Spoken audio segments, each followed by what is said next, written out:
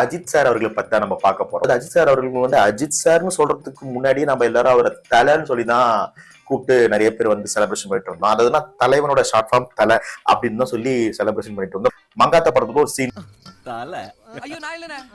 ஆனா அதுக்கப்புறம் வந்து இந்த தலெல்லாம் கூப்பிடாதீங்க, எனக்கு அது பிடிக்கல, எனக்கு ஏகேன்னு கூப்பிடுங்க நம்ம அஜித் சார் அவர்களே சொல்லியிருந்தாரு. ஆனா குட் பேட் அக்லில ஆனா ஆரம்ப கட்டத்துல இருந்து முடிவு வரைக்கும் அவர் என்ன கூப்பிட்டு இருந்தாலும் உங்களுக்கு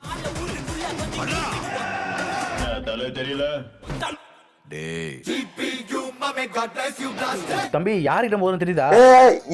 இருப்பா. அதாவது என்னன்னா இதை நான் சேர்க்கணும் நான் நினைச்சு சேர்க்கல.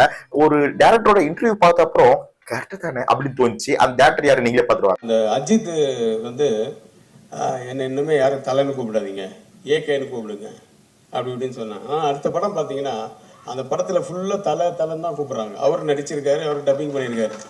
எஸ், நம்ம கே.எஸ். ரவிக்குமார் அவர்கள் தான். ஆனா கே.எஸ். ரவிக்குமார் அவர்கள் சொல்றதுக்கு கண்டிப்பா ஒரு உரிமை இருக்கு. ஏன்னா ஒரு சூப்பரான ஒரு படத்தை கே.எஸ். ரவிக்குமார் அவர்கள் அஜித் சார் அவர்கள் கொடுத்திருக்காரு. என்னோட one of the favourite movie வரலாறு.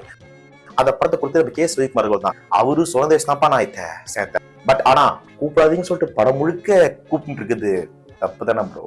டேய் மோடுமட்டி பிரதர், என்ன நீங்க புத்திமதி புண்ணாக்கு சொல்லுவீங்க, அதை நான் கேட்கணும். அதானே ஏற்க சாகறது ஏற்கறேன்.